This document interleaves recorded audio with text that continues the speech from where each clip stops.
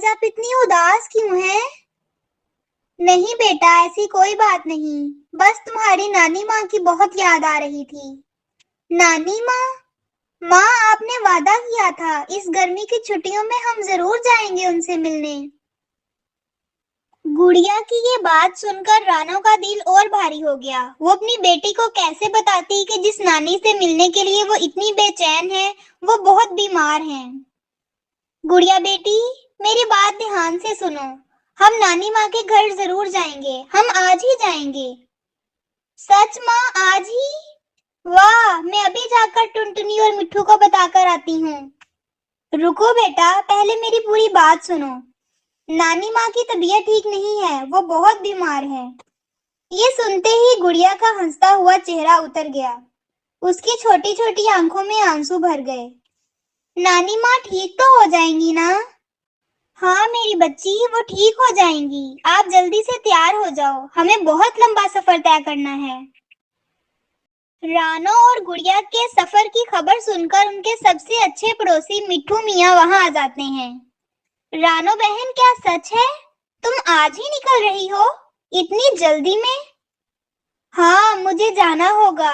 माँ की आखिरी ख्वाहिश है, मैं उन्हें मायूस नहीं कर सकती। लेकिन रानो बहन, आपने रास्ते के बारे में क्या सोचा है? बीच में वो मनहूस काला पहाड़ आता है। वो कालू कौवे का इलाका है। सुना है वो किसी को भी अपने इलाके से गुजरने नहीं देता। उसकी दुश्मनी तो तुम्हारे खानदान से बहुत पुरानी है। मैं जानती हूँ मिट्ठू भाई, मुझे सब याद है। लेकिन इस वक्त मैं अपने डर से ज्यादा अपनी माँ के बारे में सोच रही हूँ। कालू कौवा कौन है माँ? क्या वो बहुत बुरा है? रानो नहीं चाहती थी कि उसकी बेटी के जहन में डर बैठे। उसने बात को बदल दिया। वो कुछ नहीं है बेटा, तुम इन बातों में मत पड़ो। हम बस अपनी नानी के पास जा रहे हैं। कुछ ही देर बाद रानो अपनी बेटी गुड़िया को लेकर अनजाने सफर के लिए चल पड़ी। सफर शुरू हो चुका था। रानो और गुड़िया आसमान में उड़ रहे थे।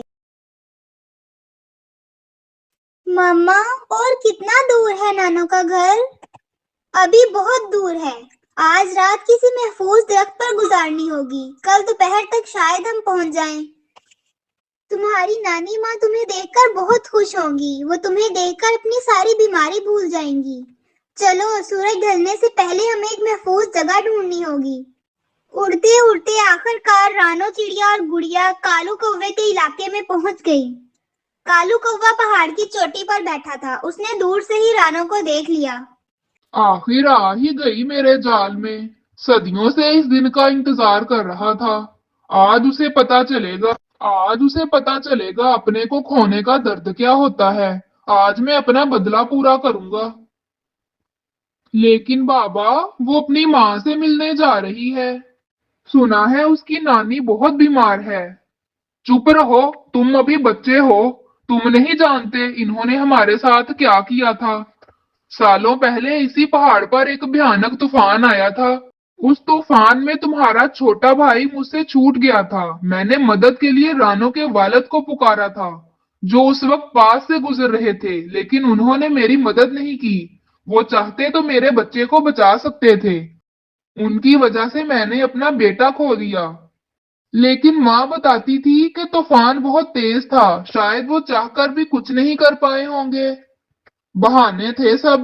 घुमंड था उन्हें अपने अच्छे खानदान का। आज मैं इस घमंड को तोड़ दूंगा। आज मैं रानो से उसकी सबसे कीमती चीज छीनूंगा, फिर जाके मेरा बदला पूरा होगा। जग्गू कौवा अपने पिता की आंखों में नफरत देखकर चुप हो गया। कालू ने रानो और गुड़िया को पकड़ने का पूरा मंसूबा तैयार कर लिया। बहुत हिम्मत है तुम में चिड़िया, जो मेरे इलाके में घुसने की जुर्रत की। कालू भाई, मेरा तुमसे कोई बैर नहीं है। मैं बस यहाँ से गुजर रही हूँ। मेरी माँ बहुत बीमार है, मुझे उनके पास जाना है। माँ? दर्द? आज तुम्हें इन अल्फाज का असल मतलब पता चलेगा। देखो कालू, जो हुआ वो एक हादसा था। तूफान बहुत तेज था। उस पुरानी बात के लिए इस मासूम बच्ची को सजा मत दो। ये कहकर कालू कौवा गुड़िया की तरफ झपटा। ये सब देखकर जग्गू से अब और बर्दाश्त नहीं हुआ। उसके अंदर का जमीर जाग उठा। तभी जग्गू उड़कर बीच में आ गया। बस पिताजी, बहुत हुआ। अगर आपको बदला लेना ही है तो पहले मुझे मारते जाएं। मैं इस गुनाह में आपका साथ नहीं दूंगा। जग्गू, तुम मेरे रास्ते से हट जाओ। नहीं पिताजी, इसी को बदला कहते हैं। अगर मेरा छोटा भाई जिंदा होता तो क्या वो आपको ऐसा करते देखकर खुश होता? बेटा, तुम अपने बाप से कैसे बात कर रहे हो? माँ, आप भी एक माँ हैं। क्या आपको उस चिड़िया का दर्द नहीं दिख रहा? जग्गू की बातों ने कालू के दिल पर चोट लगाई। उसके अंदर सालों से जलती बदले की आग आज उसके बेटे के आंसुओं ने बुझा दी थी। फिर कालू कौवे ने रानो को जाने दिया। कालू के इलाके से निकल जाने के बाद रानो को आखिरकार दूर एक जाना पहचाना सा बरगद का दरख्त दिखाई दिया। वही था उसकी माँ का घर। रानो मेरी बच्ची, तुम आ गई। मैंने अपना वादा पूरा किया माँ। मेरी बहादुर बेटी, मुझे तुम पर फख्र है। तुमने साबित कर दिया एक माँ की मोहब्बत दुनिया की हर मुश्किल से बड़ी होती है। और गुड़िया मेरी बच्ची, कभी मत हारना। तुम भी अपनी माँ की तरह बहादुर बनना।